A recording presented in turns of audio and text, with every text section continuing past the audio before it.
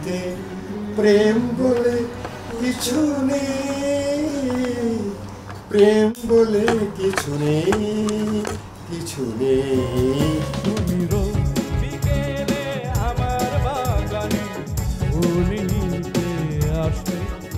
জানি না তুমি ফুল নাকি আমাকে বেশি ভালোবাসতে।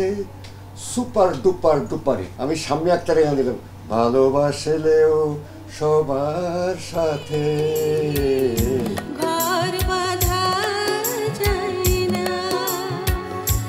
এই গানগুলো শুনলে মনে হয় কেউ হৃদয়ের দরজা খুলে বসেছে আমাদের সামনে।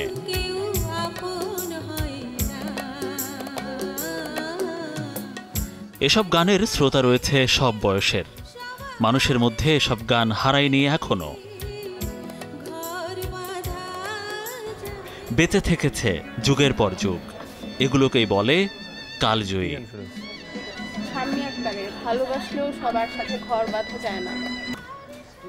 এসব কালজয়ী গানের শিল্পী, সুরকার এবং গীতিকার তারা বলছেন তারা রয়্যালটি বঞ্চিত হচ্ছেন। অন্যদিকে যারা সিনেমার প্রডিউসার আছেন তারা বলছেন তারা কপিরাইট পাচ্ছেন না। তাহলে এগুলো পাচ্ছে কারা? টিম 360 ডিগ্রির অনুসন্ধান এবার এসব বিষয় নিয়ে। শেখ সাদি খান স্বাধীনতা 21 পদক সহ শত শত পুরস্কার থরে থরে সাজানো তার ড্রয়িং রুমে। এই পুরস্কারগুলো কি সাক্ষী নয় তার গানের? তিনি আজ আমাদের সামনে দাঁড়িয়ে বলছেন এই গানগুলো থেকে তিনি কিছুই পাননি। ওগো বিদেশিনী তোমার চেরি ফুল দাও, আমার শিউরি নাও, এন্ড্রু কিশোরের। অনুপম নিয়ে গেল আমার থেকে। তো সে আমার কন্ট্রাক্ট করলো, 2 বছরের কন্ট্রাক্ট করলো, আমারে সামান্য কিছু টাকা দিয়ে গেল। টাকা দেওয়ার পরে আর কোনোদিন সে আমাকে রয়্যালটি দেয় নাই। তো যখন নাকি সে কুমার শানুকে দিয়ে এই গানটা করলো, করার পরে আমি তার কাছে একটা উকিল নোটিশ পাঠাইলাম, আরেকজন শিল্পী দিয়ে এই গানটা করালে তুমি আমার একটা পারমিশন ছাড়া করলে তোমাকে এই পারমিশন কে দিয়েছে করার জন্য? উকিল নোটিশের জবাব দিল যে এটা আমার প্রডিউসার থেকে কিনে নিছি। তখন তো কপিরাইট আইন ছিল না। যখন কপিরাইট আইন ছিল না, তারপরে যখন কপিরাইট আইন যখন হওয়ার পর যখন ইমপ্লিমেন্ট হইলো, তখন কোম্পানিগুলি তোমরা যারা ছবির গান নিয়েছো তোমরা নতুন করে আবার মিউজিক ডিরেক্টরের সঙ্গে তোমরা কন্ট্রাক্ট করলে না কেন? তাহলে তোমরা এখানে তোমরা 2 নাম্বারই করছো। যারা অভিযোগ করছেন তাদের গানের ব্যবহার করা হয় অবাধে, কিন্তু রয়্যালিটি অর্থাৎ আয়ের একটি নির্দিষ্টকরণ আসে না। জোর যার মুলুক তার মানে ভয় পাইয়া পেয়ে আমরা চলবো, এটা হওয়া উচিত বলে আমি মনে করি না। ঠিক আছে, আমাদের সময়টা কেটে গেছে, কিন্তু আমরা যারা এখনো বেঁচে আছি আমি মনে করি তাদের সঙ্গে একটা সমঝোতায় আসা উচিত।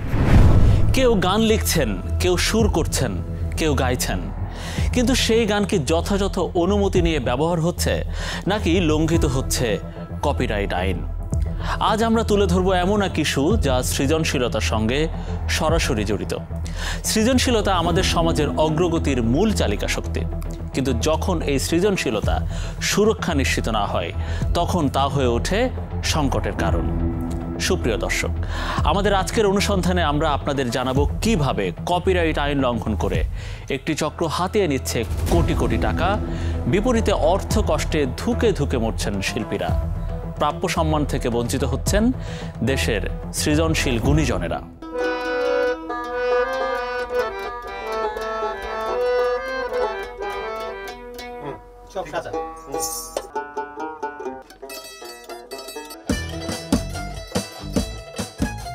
সঙ্গীত একটি শক্তিশালী শিল্প মাধ্যম, কিন্তু এই শিল্পের পেছনে থাকা স্রষ্টাদের অধিকার অনেক সময়েই অবহেলিত হয়। গান তৈরিতে যাদের অবদান থাকে তাদের প্রত্যেকেরই রয়েছে আইনগত অধিকার, যাকে বলা হয় কপিরাইট। বাংলাদেশ কপিরাইট আইন 2000 অনুযায়ী গানের মূল অধিকার 5টি ভাগে ভাগ করা যায়। গীতিকার, যিনি গান লেখেন, গানের কথা লেখকের উপর থাকে লিরিক্স কপিরাইট, কেউ তার লেখা অনুমতি ছাড়া ব্যবহার করতে পারবে না। সুরকার, গানের সুর যিনি সৃষ্টি করেন, তার থাকে মিউজিক্যাল কম্পোজিশন কপিরাইট।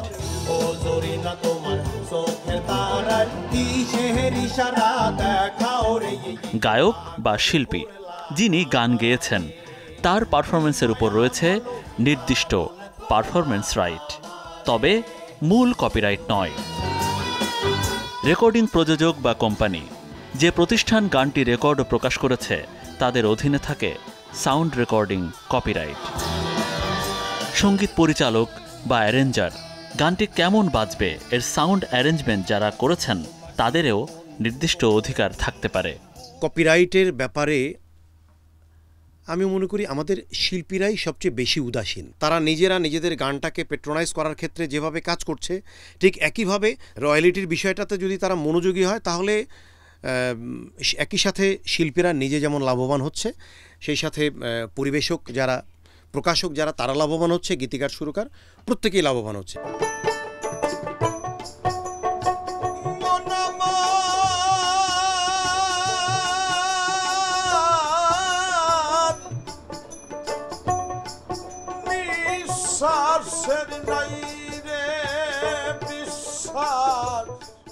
বর্তমানে ইউটিউব বা সোশ্যাল মিডিয়ায় গান রিমিক্স বা কভার করা প্রচুর ভিডিও বানানো হচ্ছে।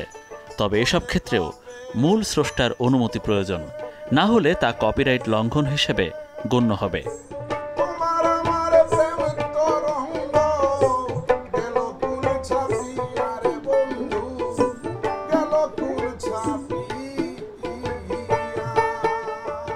আমরা এসেছি বাউল সঙ্গীতের কিংবদন্তি শফি মণ্ডলের দরবারে।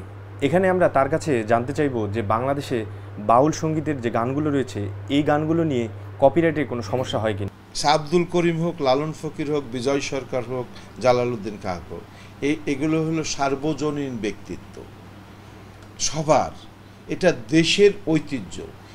তাই এই সমস্ত গানগুলোকে উন্মুক্ত রাখা আমার মনে হয় খুব ভালো, কোনো বাউন্ডারি না দিয়ে। কেউ না কেউ তো চাই যে এখানে গান করে কিছু আর্ন হোক, হ্যাঁ, তারপরে একেবারে কোনো সীমানার মধ্যে পড়ে গেলে সে নিয়ে নেয়। তা কিছু কিছু আমরা শিল্পী আছে নিয়ে নিলেও আমাদের অসুবিধা নাই, কিন্তু যারা সবাই কাজ করছে কেউ কেউ অভিমান করে।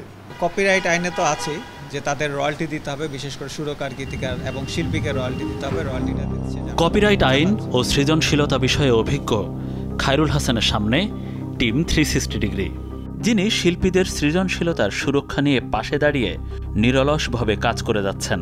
এখন পর্যন্ত অনেক শিল্পীর রয়্যালিটি সংগ্রহ করতে কাজ করেছেন। আমাদের আইনের 23-এর ধারায় আছে যে পুনর্বিক্রয় হলে রয়্যালটি দিতে হবে। আবার কোনো কোনো ক্ষেত্রে নতুন প্রোডাকশন এবং সেইখানে যদি সুরকার, গীতিকার বা শিল্পীদের মধ্যে রয়্যালটি ডিস্ট্রিবিউশনের কন্ট্রাক্ট থাকে তাহলে সেই অনুযায়ীও তাদেরকে রয়্যালটি দিতে হয়। আমাদের দেশে এই জায়গাটা যেহেতু একটা কঠিন কাজ, স্বাভাবিকভাবেই প্রডিউসাররা এই জায়গাটাতে আগ্রহী হয় না। তার মতে অধিকাংশ শিল্পী জানেই না কিভাবে কপিরাইট করতে হয়, আবার অনেক কোম্পানি চায় না তারা এ বিষয়ে জানুক। সিনেমার গানের ক্ষেত্রে এখনও পাচ্ছে না, তবে নতুন আইনে ছবির গানকে, চলচ্চিত্রকে সংযুক্ত করা হয়েছে। সেটা নিয়ে নতুন যে গানগুলো আসবে সেটার ক্ষেত্রে চলবে। বাট পুরনো যে ছবিগুলো সেগুলোর ব্যাপারে আমার ধারণা, যেহেতু আমি রয়্যালটি নিয়ে কাজ করছি, এখনও পর্যন্ত যথেষ্ট পরিমাণ আলোচনার সুযোগ আছে।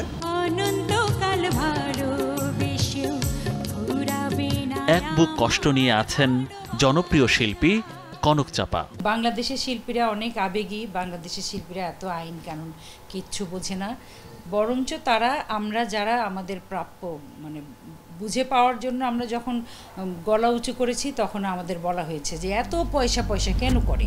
শিল্পী হিসেবে নিজের প্রাপ্যটুকু তিনি পান না, এই তার আক্ষেপ। তারপরও তিনি ভক্তদের মাঝে প্রেমের তাজমহল গড়েছেন গান দিয়ে।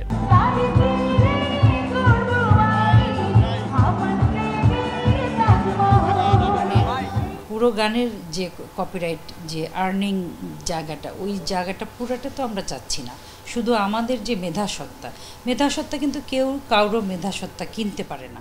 তিনি বলছেন এই ইন্ডাস্ট্রিতে একটি মধ্যস্বত্বভোগী তৈরি হয়েছে যারা মালিক বনে গেছেন এসব সৃষ্টির। ছবির গান যেটা সিংহভাগ, আমার গানের সিংহভাগ যেটা, সেটা কিনে নিয়েছে অনুপম। বলা যায় যে কপিরাইট অফিস আর অনুপম এক সমার্থক শব্দ। তো সেখানে আমরা কি করতে পারি? কিছুই করার নাই।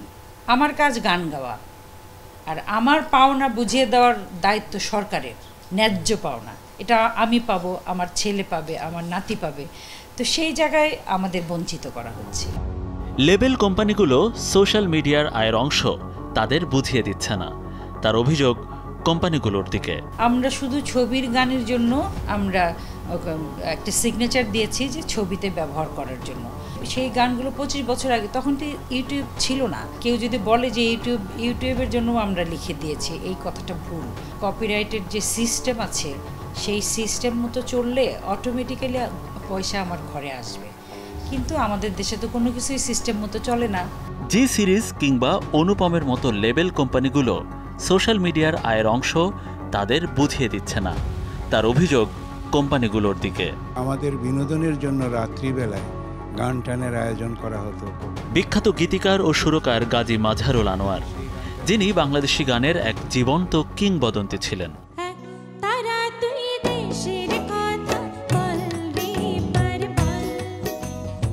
তার পরিবার জানাচ্ছেন, বহু গানে এখনও তারা রয়্যালিটি পান না।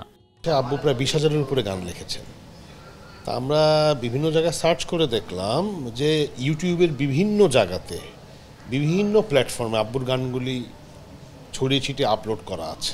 আমরা লয়ারের সাথেও কথা বলেছি এবং কপিরাইট অফিসেও কথা বলেছি। তারাই আমাদের গাইড করে, okay fine, you go through lawyer. তেমনি আমরা যেমন একটা এজেন্সিকে দায়িত্ব দিয়ে দিয়েছি, তাদেরকে পাওয়ার অফ অ্যাটর্নি দিয়ে দিয়েছি। They are also fighting on our behalf. That's how things are going right now. কিছু কিছু জায়গা থেকে আমরা পাচ্ছি, we are not denying the fact, আমরা পাচ্ছি না। কিছু কিছু জায়গা থেকে আমরা পাচ্ছি, বাট বেশিরভাগ জায়গা থেকে আমরা ডিপ্রাইভ হচ্ছি। এই অভিযোগ নিয়ে আমরা কথা বলতে চাই অভিযুক্ত প্রতিষ্ঠানগুলোর সাথে, যারা গীতিকার, সুরকার, শিল্পীদের রয়্যালিটি দেন না। প্রথমেই আমরা হাজির হই জি সিরিজের কার্যালয়ে, কিন্তু জি সিরিজের মালিক নাজমুল হক ভূঁইয়াকে পাওয়া গেল না।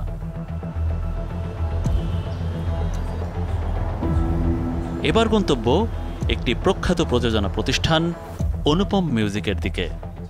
কনক চাপা এবং শেখ সাদি খান, ইনারা সবাই অভিযোগ করলে আপনারা ঠিকমতো রয়্যালটি দেন। আচ্ছা, এখানে একটু ভুল বোঝাবুঝি আছে। এখানে রয়্যালটির ব্যাপারটা হচ্ছে কি, আপনার সিনেমার ক্ষেত্রে রয়্যালটিটা একরকম, আর আধুনিক গানের ক্ষেত্রে ব্যাপারটা আরেক রকম। সিনেমার ক্ষেত্রে একটা গান বা সিনেমার যাবতীয় যত রকমের অনুষঙ্গ আছে সব কিছুর মালিক হন প্রযোজক। আর যখন একটা আধুনিক গান হয়, এই আইন তো বলছে এটাতে হচ্ছে 3 ভাগে হচ্ছে যে রয়্যালটি ভাগ না, আইনে মনে হয় আপনাদের একটু ভুল বোঝাবুঝি আছে। এইটা কখনোই ভাগ হয় না। সঙ্গীত শিল্পে ন্যায্যতা নিশ্চিত করতে হলে কপিরাইট আইন মানা জরুরি। যদি কোনো শিল্পী মারা যান, তাহলে তার রয়্যালিটি পাবেন তার উত্তরসূরিরা। অর্থাৎ কপিরাইট অনেকটা সম্পদের মতো। সৃজনশীলতা সুরক্ষা করতে আইন বাস্তবায়ন করার বিকল্প নেই, কিন্তু বাস্তবায়ন হচ্ছে না কেন জানবো আমরা। তার আগে নিচ্ছি ছোট্ট একটা বিরতি।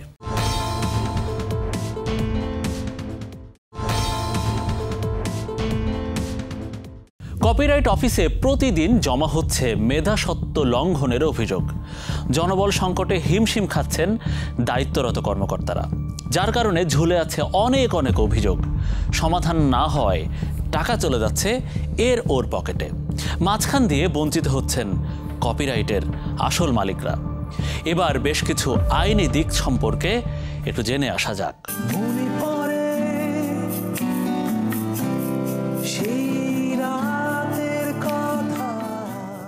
ওয়ারফেজ ব্যান্ড পরিচয় করাবো যিনি সঙ্গীত প্রযোজক, ড্রামার, গীতিকার ও লিডার ওয়ারফেজ ব্যান্ডের। অন্যদিকে তিনি ব্যান্ড সঙ্গীতের সংগঠন বাম্বার সহসভাপতি শেখ মুনিরুল আলম টিপু। এই ব্যান্ডের ভোকালিস্ট ছিলেন মিজান, কিন্তু এখনও তার কণ্ঠের গান বিভিন্ন অনুষ্ঠানে গাওয়া হচ্ছে। তিনিও একই গান গাইছেন। আমাদের ব্যান্ডে ম্যাক্সিমাম গানই আমাদের নিজেদের ভিতরে করা। হ্যাঁ, এখানে কমল, বাবনা, সুমন, আমার আরও শামস, অনেকের লেখা আছে। হ্যাঁ, মিজানের শুধু একটা গান শুট করা ছিল, ঠিক আছে। তা ওই গানটা অবশ্যই সে করতে পারবে গীতিকারের পারমিশন সাপেক্ষে, বাকি গানগুলো করতে পারবে না, যেহেতু ওইসব গানগুলোর ক্রিয়েটার সে না। যেহেতু ক্রিয়েটার না, সে আইনগতভাবে কপিরাইট আইন অনুযায়ী সে পারফর্ম করতে পারবে না বা পারে না। এবং এটার ক্ষেত্রে কপিরাইট অফিসে অভিযোগ করা হয়েছিল এবং কপিরাইট অফিস সেই সিদ্ধান্তটা দিয়ে দেয় ওয়ারফেজের ফেভারে, যেহেতু ওয়ারফেজের অন্যান্য মেম্বাররা ক্রিয়েটার। এটার অতীতের কথাগুলো, পুরনো স্মৃতিগুলো মনে মনে রাইখো, আমি তো ভালা না ভালা লইয়াই থাইকো। এই গানটি বিখ্যাত হয় কয়েক বছর আগে। গানটি শিল্পী রাব্বির কণ্ঠে জনপ্রিয় হয়। ঈগল মিউজিক নামের একটি প্রতিষ্ঠান ইউটিউবে আপলোড করেন, তাতে সুর ও রচয়িতা নাম দেন মাহবুব শাহের। কিন্তু ভিন্ন এক ব্যক্তি দাবি করছেন গানের মালিকানা। আমি তো ভালা না ভালা লইয়াই থাইকো। অনুসন্ধানে নামে টিম 360 ডিগ্রি। গানটির মালিককে হাজির করতে চাই আমরা। মাহবুব শাহের বাড়িতে আমি প্রোগ্রাম করি। প্রোগ্রাম করার পরে রাব্বি ওই গানটা শুনে, ওই প্রোগ্রামে শোনার পরে মাহবুব শাহে বলে, ভাই গানটা তো খুব ভালো হয়েছে, আমি করব। মাহবুব শাহ সুন্দর শুই না, ভালো শুই না, মাহবুব শাহ উনি ওনার নাম দিয়ে রাব্বিরে বলে যে তুমি গান করো, গান এটা আমার। বলে রাব্বি আইসা গান এটা করছে। তখন 3 দিন পরে আমি রাব্বিরে খুঁজা বাইর করছি। বাইর করে বললাম যে রাব্বি তুমি এই গানটা যে করছো, এই গানটা আমার। কয় ভাই এটা তো এই সে আবি যাবি, মানে ওর কথা যেন কিরকম লাগতেছে। পরে বললাম তুমি কি গান নামাইবা কি নামাইবা না? কয় আমি গান নামাবো না, গান নামাইলে মাহবুব শাহ নামাইতে পারে। তখন আমার কাছে যে প্রুফ ছিল, এই প্রুফ নিয়ে আমি এই কপিরাইট অফিসে যাইয়া আমি আবেদন করি এবং মামলায় যেভাবে প্রসেসিং ওইভাবে আমি করছি। করার পরে 4 মাসের মধ্যে আমি সেই মামলার কপিরাইট পাইছি। এই গানটি দিয়ে সোশ্যাল মিডিয়ায় রাতারাতি ভাইরাল হন রাব্বি। কিন্তু গানটি ব্যবহার করে ঈগল মিউজিক টাকা আয় করে, আর টিটু পায় না কিছুই। ঈগল মিউজিক হইল আগে রাব্বিরে দা গানটা করাইছে, করানোর পরে যখন রাব্বি কপিরাইট পায় নাই, গানটা ভেজাল হয়ে গেছে। ঈগল মিউজিক আবার আমারে ঢাকায় নিয়া, ঠিক আছে, বলছে যে ওই গান আমরা নামাই দিমু, নামাই আপনারা দিয়ে নতুন গান করামু, এই যে আমাদের সাথে একটা এগ্রিমেন্ট করেন, আপনি আমাদের সাথে সবসময় কাজ করবেন। এই কথা বললে নিয়ে আমার একটা দলিল এগ্রিমেন্ট করাইছে, আনরেজিস্ট্রি দলিল। ওনারা ওইখানে কি করছে আল্লাহ জানে, আমি বলতে পারি না। সে আমি সিগনেচার দিয়ে চলে আইছি। এরপরে আর ঈগল মিউজিক আমার দা গানও করায় না, দেন টাকা পয়সা দেওয়ানোরও কোনো নাম নাই এবং ডাকায়ও না। এটার মানে ইনকাম আয় যা কিছু আছে সব ঈগল মিউজিক পাইতেছে। কলার টিউন যা যা এটার মানে ডিজিটাল প্ল্যাটফর্মের রেভিনিউ আছে সব ঈগল মিউজিক পাইতেছে। আমি কিছুই পাই না, দেন না ডাকায়ও না। আমাদের গন্তব্য ঈগল মিউজিকের দিকে। শুনতে চাই গানটির চিত্রায়ন এবং মালিকানার দ্বন্দ্ব নিয়ে। অফিসে সোশ্যাল মিডিয়ার স্বীকৃতি চোখে পড়ল। এখনকার গানের আয়ের অন্যতম মাধ্যম হলো এই সোশ্যাল মিডিয়া। কিন্তু ক্যামেরায় কথা বলতে চান না ঈগল মিউজিকের মালিক। টিটু পাগলের সাথে এগ্রিমেন্ট হয়েছে, টাকা হয়েছে, এটা কপিরাইট অফিসে মিটমাট করেছে, কপিরাইট অফিসে সব এগ্রিমেন্ট আছে। টিটু পাগল নিজেও তো গেছে, আমার এখানে তো আছে, ওর গাওয়া ইয়া তো আছে, ভিডিও তো আছে আমার কাছে। কিন্তু ওই পুরান ভিডিওটা তো আছে। হ্যাঁ হ্যাঁ, রাব্বির সাথে যে ওই যে মাহবুব শাহ, মাহবুব শাহ না, মাহবুব শাহটাও আছে। হ্যাঁ ওইটা তো কপিরাইট লঙ্ঘন হয় না? না, ওটা তো বলেছে, তখন তো আর ও দাবি করে নাই। আর টিটু পাগল নিজেও তো ওটা ওর দাবি না, আপন বাড়িতে আরও একজন আছে, এইখানে কোনো মালক। এটা আরও একজন আছে? হ্যাঁ, টিটু পাগল নিজেও তো রাইটার না, ও হইলো পাগলামি করে। সে বলতেছে তাকে নাকি বলে আপনারা লিখে নিচ্ছেন না বুঝাই। এইটা কোনো আইনের কথা।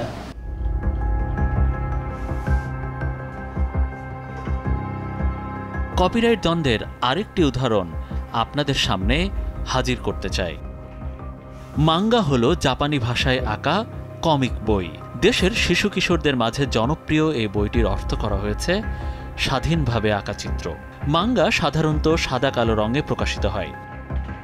মাঙ্গা জাপান, কোরিয়া, ইন্দোনেশিয়া, চীন সহ পৃথিবীর বিভিন্ন দেশে জনপ্রিয়।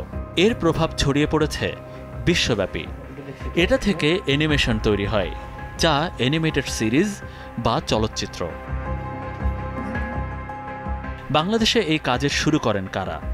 আমরা তাদেরকে খুঁজে বের করেছি, পরিচয় করাতে চাই তাদের সাথে। 2 বোন যাত্রা শুরু করে। একজনের নাম শান্তনা, অন্যজন শান্তমা। বাংলাদেশের শুরুটা যদি বলতে হয়, আমরা 2010 সাল থেকে মাঙ্গা স্টাইলটাতে আঁকা শুরু করলাম, মাঙ্গা আঁকা শুরু করলাম। মানে সম্ভবত 22-এর শেষের দিকে তারা খুব জোরালোভাবে প্রমোশন শুরু করে ফোরনেটশার নামে আর কি। ফোরনেটশা বাংলাদেশ লিমিটেড সোর্স ম্যাগাজিন নামে একটা ম্যাগাজিন আনছে, যেটা বাংলাদেশের প্রথম মাঙ্গা। তো আমি বললাম যে এটা কিভাবে সম্ভব, কারণ তারা তো জানে যে আমরা এক্সিস্ট করি এবং আমরা ছাড়া আরও আর্টিস্টও আছে বাংলাদেশে। মাঙ্গা প্রকাশ নিয়ে বিতর্কে জড়িয়েছে ফরনেটশা পাবলিকেশন। প্রথম কে এই বিষয়টি নিয়ে কপিরাইট অফিসে অভিযোগ করেন? তো তখন আমরা ওদেরকে যোগাযোগ করলাম সরাসরি। তো তখন তারা আমাদেরকে একতরফা হুমকি দিল যে তো তোমরা হচ্ছে ইন্ডিভিজুয়াল আর্টিস্ট আর আমরা হচ্ছে একটা গ্রুপ, একটা কোম্পানি আমরা আকারে দাঁড় করাচ্ছি, তো হচ্ছে গিয়ে তোমরা আমাদের সাথে কি করতে পারবা, এরকম টাইপের তাদের অ্যাপ্রোচটা। তখন আমরা বাংলাদেশ কপিরাইট অফিসের কাছে আমাদের কমপ্লেনটা নিয়ে গেলাম। এই বিষয়টি নিয়ে কথা বলতে চাই ফরনেট শাহ পাবলিকেশনের সাথে। তারা কি বলছেন? এটা সলভ হবে ইনশাল্লাহ, দেখা যাক কি হয়। এটা নিয়ে কাজ করতেছি আমরা, এখনো ওইভাবে সলভ হয়নি। অভিযোগটা তাদের ছিল তারা প্রথম মাঙ্গা আর্টিস্ট, আর আমরা লিখছিলাম আমরা প্রথম মাঙ্গা আর্টিস্ট, এইটা নিয়ে আর কিছু না। আমাদের ইন্টেনশন ফার্স্ট সেকেন্ড ওইটার ইন্টেনশন হচ্ছে আমরা মানে অরিজিনাল যে মাঙ্গা টেস্ট আমরাই দিচ্ছি। মাঙ্গা কার্টুন শুধু বিনোদন নয়, এর পেছনে কাজ করেছে হাজারো শিল্পী শ্রম ও মেধা। তাদের অনুমতি ছাড়াই যদি আমরা তা ব্যবহার করি তবে সেটি হয়তো বিনোদন নয়, একটি অপরাধও বটে। বাংলাদেশের কপিরাইট আইন অনুযায়ী অনুমতি ছাড়া কন্টেন্ট ব্যবহার করলে 3 বছর পর্যন্ত কারাদণ্ড এবং 2 লাখ টাকা পর্যন্ত জরিমানা অথবা উভয় দণ্ড হতে পারে। অথচ আমরা প্রতিনিয়ত সোশ্যাল মিডিয়া, ইউটিউব বা নাটকে এমন লঙ্ঘন দেখতে পাই। আইন আছে, কিন্তু প্রয়োগ কতটা হচ্ছে সেটাই বড় প্রশ্ন। ফিরবো আরও একটা ছোট্ট বিরতি নিয়ে।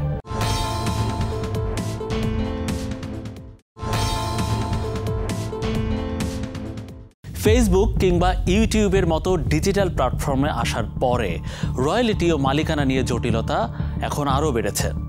ধরা যাক 30 বছর আগে একটি সিনেমার স্বত্ব নিয়ে চুক্তি হয়েছিল প্রযোজক ও পরিবেশনা সংস্থার সাথে। সেই চুক্তি দিয়েই সেই সিনেমা ছেড়ে দেওয়া হয়েছে ডিজিটাল প্ল্যাটফর্মে। আয়ের পুরোটাই নিয়ে যাচ্ছে লেবেল কোম্পানিগুলো। দেখা যাক কপিরাইট আইন কি বলছে।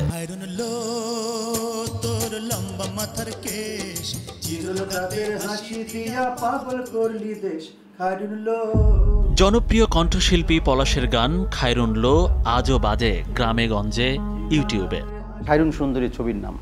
এই ছবির অডিও রাইট কিনেছেন একজন প্রডিউসার। এখন আপনি ওখান থেকে খায়রুন লো গানটা আলাদা কন্টেন্ট বানিয়ে আরেকবার দিচ্ছেন ইউটিউবে, সেখান থেকে আপনি উপার্জন করছেন। তো আলাদা যখন কন্টেন্ট করছেন তখন এটা আরেকবার বিক্রি হচ্ছে। সেকেন্ড টাইম বিক্রি হলে শিল্পী, সুরকার, গীতিকার কি দোষ করেছে এখানে? তাদের কি মেধাসত্ত্বে তাদের কি অধিকার নেই? সারা পৃথিবীতে পাচ্ছে, শুধু বাংলাদেশেই পাচ্ছে না। তিনি আরও বলেন, রয়্যালিটি চাইলে বলে তুমি তো সম্মান পেয়েছ, আর কি চাও? কিন্তু রয়্যালিটি শিল্পীদের অধিকার।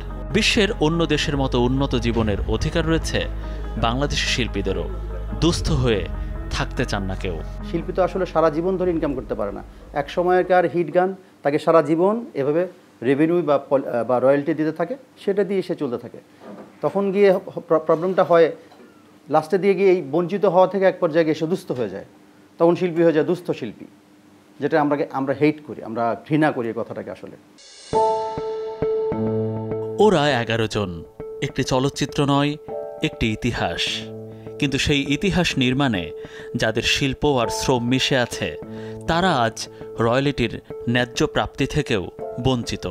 এসে বললো যে আপনি যদি অনুমতি না দেন আমাকে তো লিখে দিতে হবে, তা না হলে তো আমি চালাতে পারবো না ওইটা ইউটিউবে। যদি টাকা পয়সা পাই তাহলে আপনাকে মধ্যে মধ্যে টাকা পয়সা দিয়ে যাব। সাইন করে দিলাম, পরে সে চলে গেল, নিয়ে গেল। আর নিয়ে যাওয়ার পরবর্তী পর্যায়ে আজকে গত 4-5 বছর পর্যন্ত তাকে আমি আর পাচ্ছি না, ট্রেস করতে পারছি না।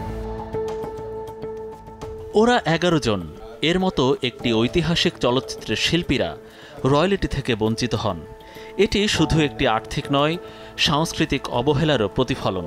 ইউটিউবে মধ্যে মধ্যে দেখি আমি লেখা আসছে অনুপম রেকর্ডিং মিডিয়া প্রেজেন্টস। এইটা দিস ইজ ফ্রডুলেন্ট মিসরিপ্রেজেন্টেশন, কারণ এটা পারভেজ ফিল্মসের ছবি। তুমি তো এটা you can't change the logo.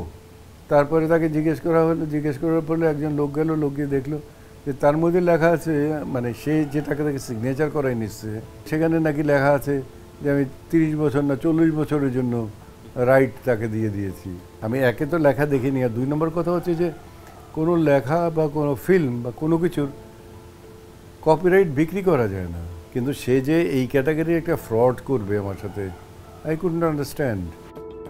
সৃষ্টিশীলতার প্রকৃত মূল্যায়ন তখনই সম্ভব যখন কপিরাইটের ন্যায্য প্রয়োগ নিশ্চিত হবে এবং শিল্পীরা পাবেন তাদের প্রাপ্য সম্মান ও প্রাপ্তি। এই দাবি এখন আর কেবল শিল্পী মহলের নয়, এটি একটি জাতীয় সাংস্কৃতিক দাবি হয়ে উঠছে। সে এই কাজটি নাকি অনেকজনের সাথেই করেছে, মান্নার ওয়াইফের সাথেও বোধহয় করেছে, দীপজলের সাথেও করেছে, কাগজের মধ্যে লিখে নিয়ে আসছে, কাগজের মধ্যে সাইন করে দিয়েছে আমরা না দেখে, এবং সে সেটা নিয়ে এখন সেইটা it has become a copyright নাকি বলে, অর্থাৎ এটা এক ধরনের চিত্ত না, তার চেয়ে বড় একটা কিছু আর কি। বাংলাদেশের চলচ্চিত্র শিল্পে মেধাস্বত্ব বা কপিরাইট অধিকার নিয়ে নতুন করে প্রশ্ন উঠেছে। চলচ্চিত্রের মূল প্রযোজকরাই যেন আজ নিজেদের সত্ত্ব ফিরে পাওয়ার লড়াই করছেন। যেটা ওনারা বলতেছেন যে যেহেতু পুরনো আইনের ঘটনা, তাই সেগুলোতে নতুন আইন বলবৎ হবে না। কেন বলবৎ হবে না? সেখানে তো ট্যাক্স কি তারা আগের আইনে দিচ্ছেন না বর্তমান আইনে দিচ্ছেন? তারা কি আগের প্ল্যাটফর্মে চালাচ্ছেন না নতুন প্ল্যাটফর্মে চালাচ্ছেন? তাহলে বানানোর জায়গাটা একরকম। আর আমাদের আইনের 23-এর ধারাতে তো বলাই আছে পুনর্বিক্রয় হলে রয়্যালটি দিতে হবে। তাহলে সেটা নতুন জিনিস হোক আর পুরনো জিনিসই হোক। এবছরের 6 এপ্রিল 5 জন প্রবীণ ও খ্যাতিমান প্রযোজক মাসুদ পারভেজ, সোহেল রানা, মনোয়ার হোসেন ডিপজল, মুনতাজুর রহমান আকবর, শেলি কাদের শেলি মান্না এবং নার্গিস আক্তার সবাই আবেদন করেন সাংস্কৃতিক মন্ত্রণালয়ে। তাদের অভিযোগ, 2023 সালের কপিরাইট আইনের ধারা 2-এর উপধারা 24A এতে স্পষ্ট বলা আছে চলচ্চিত্রের মূল মালিক হচ্ছেন প্রযোজক।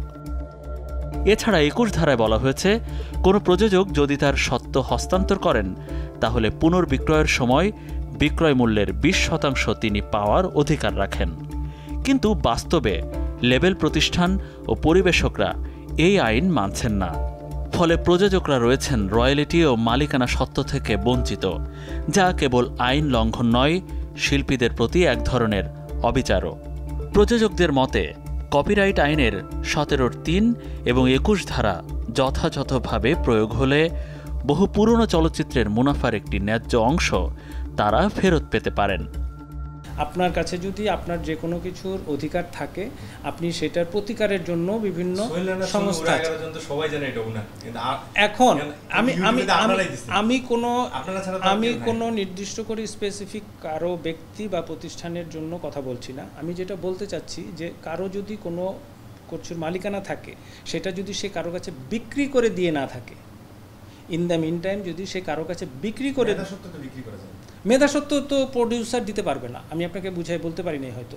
মেধাস্বত্ব তো দিবে হচ্ছে যেই প্ল্যাটফর্ম এটা প্রচার করবে, সেই প্ল্যাটফর্ম দিবে তার সোসাইটিকে, সেই সোসাইটি এই বাংলাদেশের সোসাইটিকে সেটা প্রোভাইড করবে। বাংলাদেশের সোসাইটি সেই মেধাস্বত্বের যারা অধিকারী তাদের কাছে দিবে। আপনি যদি চুক্তি করেন আমার সাথে যে আমি আপনার কাছ থেকে কিচ্ছু নিব না, আপনি আমাকে এককালীন এত টাকা দিয়ে দেন, তাহলে তো আমি আপনাকে দিব না বাকি অন্য কিছু। আপনার সাথে যদি আমার চুক্তি হয় যে আমি আপনার সাথে রয়্যালটি শেয়ার করে যাব সারা জীবন, তাহলে আমি দিতে বাধ্য। কিন্তু আইনটা হওয়ার পর তো সমস্যা হচ্ছে। না, আপনি এখানেও আরেকটা মানুষের ভুল বোঝাবুঝি তৈরি হচ্ছে। যখন একটা নতুন আইন হয়, সেই আইনটা যেদিন থেকে কার্যকর হয়, সেই আইনের যে কোনো ধারা সেই দিন থেকে কার্যকর হয়। প্রযোজকরা অভিযোগ করেন সিনেমা না হয় বিক্রি হয়েছে, কিন্তু সেই সিনেমার গানগুলো তো বিক্রি হয়নি। এগুলো দিয়ে ডিজিটাল প্ল্যাটফর্মে কোটি কোটি টাকা আয় করা হচ্ছে। লন্ডন থেকে টেলিফোন করলো এক মহিলা যে মাসুদ রানার একটা গান ও রানা ও সোনা, এই গানটাকে আমি রেকর্ড করব, আমি এখন রেকর্ড করতে চাচ্ছি, অনুমতি চাচ্ছি, মানে রেকর্ডটা করব যারা, তারা বলছে যে এটা রাইট কার, কপি রাইট কার, কপি এই from that thing we know what is copyright. কপিরাইটটা কার, যে অনুপম ওই ও গিয়ে ওইখানে বাধা দিচ্ছে। বাংলাদেশের কপিরাইট আইন অনুযায়ী যে কোনো সৃষ্টিশীল কাজ, গান, চিত্র, লেখা বা ডিজাইন যদি কোনো বাণিজ্যিক ব্যবহার হয়, তবে তার মূল স্রষ্টা রয়্যালিটির দাবিদার। কপিরাইট হচ্ছে আপনার কোম্পানির নাম, এটা নিয়ে ওরা একটা অভিযোগ করছিল, এটা নিষ্পত্তির জন্য আপনাদের অফিসে দেওয়া হয়েছিল। এটার কি অবস্থা? আর একটা শিল্পীরা হচ্ছে মেধাস্বত্বের রয়্যালটি পাচ্ছে না, এগুলো বিষয় কিছু কিছু জায়গাতে কোম্পানি থেকে রয়্যালটি পাচ্ছে না। আপনার কাছে শুনলাম, আমাকে জানতে হবে তো, আমি আপনার কাছে শুনলাম, আমি তো জানি না। আচ্ছা, এই দুটো বিষয় নিয়ে হচ্ছে আমার প্রশ্ন। জানি, জেনে নিয়ে পরে জানা যাবে, বলা যাবে। সৃষ্টি শুধু অনুভবের নয়, এটি অধিকার ও সত্ত্বের বিষয়। শিল্পীরা যেন তাদের কৃতিত্বের সঠিক স্বীকৃতি ও প্রাপ্য পেতে পারেন তা নিশ্চিত করতে আমাদের প্রয়োজন সচেতনতা, আইন প্রয়োগ আর সম্মানবোধ। আজকের অনুসন্ধান শেষে আমরা বলতে চাই, সৃষ্টি করলে শুধু সৃষ্টি রাখতেই হবে না, সত্য তাদের রেজিস্ট্রেশনও করুন। কারণ সম্মান কেবল সৃষ্টিতে নয়, সেটার রক্ষাতেও। সুপ্রিয় দর্শক, আপনাদের কাছে সুনির্দিষ্ট কোনো অভিযোগ থাকলে আমাদের জানাতে পারেন পর্দায় দেখানো মাধ্যমগুলোতে। তবে কথা কিন্তু একটাই, ভালো থাকবেন, ভালো রাখবেন।